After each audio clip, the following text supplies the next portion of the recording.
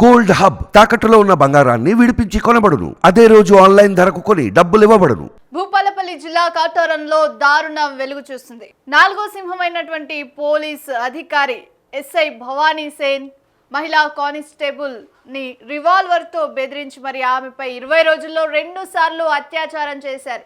వద్దు వద్దు అన్నా కూడా వినకుండా ఆమెపై అఘాయిత్యానికి తెగబడ్డాడు. రివాల్వర్ తో బెదిరించి మరి ఆమెను బందీగా చేసి ఆమెపై 2 సార్లు అత్యాచారాన్ని అయితే చేశారు 20 రోజుల్లో. ఆ నాలుగో సింహమైన పోలీస్ పైన అంటే ఇప్పుడు సభ్య సమాజం తలదించుకునే పని ఆయన చేశారు. ఆయనకు చట్టం పట్ల అవగాహన ఉంది. ఇట్లా చేస్తే ఎట్లాంటి కేసులు నమోదవుతాయో కూడా తెలుసు. ఆయన ఉద్యోగానికే పెను ప్రమాదం. అయినా కానీ ఆయన ఎవరి అండదండలు చూసుకొని ఇట్లాంటి అఘాయిత్యానికి ఇట్లా అత్యాచారం చేశారు మహిళా కానిస్టేబుల్ అంటే కూడా ఆయన ప్రవర్తన పట్ల మొత్తం పిఎస్ చాలా వరకు ఆయన పైన విమర్శలు గుప్పిస్తున్నటువంటి పరిస్థితి కనిపిస్తుంది. ఎందుకంటే ఆయన ప్రవర్తన చాలా గలీజ్గా ఉంది. ఆయన తోటి ఉద్యోగులను తిట్టడం, అలాగే నేను మంత్రి మనిషిని అంటూ చెప్పుకోవడం, ఇవన్నీ కూడా ఆయన చేస్తున్నటువంటి పనులు. దీంతో 20 రోజులుగా భరించినటువంటి మహిళా కానిస్టేబుల్ బయటకు వచ్చింది. సో ఆయన చేసినటువంటి అఘాయిత్యాన్ని, ఆయన చేసినటువంటి దారుణాన్ని చెప్పింది. సో దాంతో ఆయన పైన SC/ST అట్రాసిటీ కేసును కూడా నమోదు చేసిరు. సో ఆయనను ఎస్పీ ఆఫీస్కి, భూపాలపల్లి ఎస్పీ ఆఫీస్కి అయితే తరలించడం జరిగింది. మరి మన సమాజంలో ఇప్పటికే మహిళలపైన అఘాయిత్యాలు అయితే పెరుగుతున్నాయి. మహిళలపైన రేపులు, దాడులు అన్నీ కూడా పెరుగుతున్నాయి. కాకపోతే ఒక మంచి అధికారంలో ఉండి 4వ సింహమైనటువంటి పోలీస్ అధికారి చెప్పాలి అంటే, ఎవరైనా తప్పు చేస్తే చెప్పాల్సిన అతనే ఆయన తప్పు చేసి, అది కూడా అత్యంత క్రూరంగా రివాల్వర్తో బెదిరించి మరి మహిళా కానిస్టేబుల్ పైన అత్యాచారాన్ని కొడిగట్టినటువంటి వ్యక్తిని ఏ విధంగా శిక్షించాలో కూడా మీరు కామెంట్ బాక్స్లో తెలియజేయండి. సో ఇప్పటికే ఆయన ఉద్యోగం కూడా ఊడిపోయింది. సో ఆయననైతే ఎస్పీ ఆఫీస్కి తరలించారు.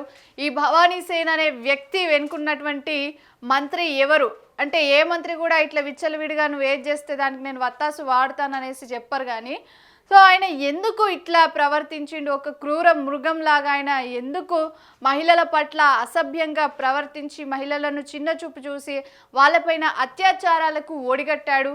ఇదే ఆయన చేసినటువంటి మొదటిసారి తప్పిదమా, లేకపోతే ఇట్లాంటివి ఆయన రికార్డులో చాలా ఉన్నాయా అనే అంశాలను కూడా అన్ని వెలికితీసే పనిలో అయితే పోలీసులు పడినరు. మరి భవానీ సేన్ భవితవ్యం అయితే ఇప్పుడు చాలా గందరగోళంగా ఉన్నటువంటి పరిస్థితి. ఎందుకంటే ఆయన చేసినటువంటి తప్పు చిన్న తప్పు కాదు. ఆయనకు చట్టాల పట్ల అవగాహన ఉంది. ఇట్లా రేప్ చేస్తే ఎట్లాంటి శిక్షలు ఉంటాయో అనేది కూడా తెలుసు. అయినా కూడా అన్నీ తెలిసి కూడా ఒక క్రూర మృగంలాగా ఆయన ఈ దారుణానికి అయితే ఒడిగట్టాడు. సో ఇప్పుడు ఆ మహిళనైతే సేఫ్ జోన్లో ఉంచడం జరిగింది. సో ఆమెకి భద్రతను కూడా కల్పించారు పోలీసు ఉన్నతాధికారులు. మరి కొత్తగా కాంగ్రెస్ ప్రభుత్వం ఏర్పడిన తర్వాత కూడా మహిళలపైన జరుగుతున్నటువంటి అఘాయిత్యాల విషయంలో లా అండ్ ఆర్డర్ కొంచెం అదుపు తప్పిందనే విమర్శలు వస్తూ ఉన్నాయి. మొన్న జరిగినటువంటి 6 ఏళ్ల చిన్నారి ఘటనకు సంబంధించి మద్యమే కారణం అనేసి కూడా చెప్తున్నారు. మరోవైపు ఇప్పుడు జరుపుతున్నటువంటి ఈ యొక్క పోలీసు అధికారి SI స్థాయిలో ఉన్నటువంటి వ్యక్తి ఈ మహిళ కూడా కాదు, తన పిఎస్లో పనిచేసే కానిస్టేబుల్ పైన ఆయన ఇంత అఘాయిత్యానికి ఒడిగట్టడాన్ని చూస్తుంటే చాలా వరకు కూడా ఇది సభ్య సమాజం తలదించుకునే పరిస్థితి. మనకేదైనా రక్షణ కావాలనేసి, మనం ఏదైనా అభద్రత భావంలో ఉంటే మనం పోయేది పోలీస్ స్టేషన్కి. సో భద్రత కల్పించమనేసి అక్కడ అడుగుతారు. కానీ పోలీస్ అధికారులే ఈ విధంగా మహిళలపైన కన్నేసి వాళ్ళ జీవితాలను చెరిపేస్తున్నటువంటి పరిస్థితులు నెలకొన్నాయంటే మన పోలీసు వ్యవస్థ ఎంత దిగజారిపోయింది అనేది కూడా మనకు స్పష్టమవుతా ఉంది. సో ఇట్లాంటి వాళ్ళను చాలా కఠినంగా శిక్షించాలి.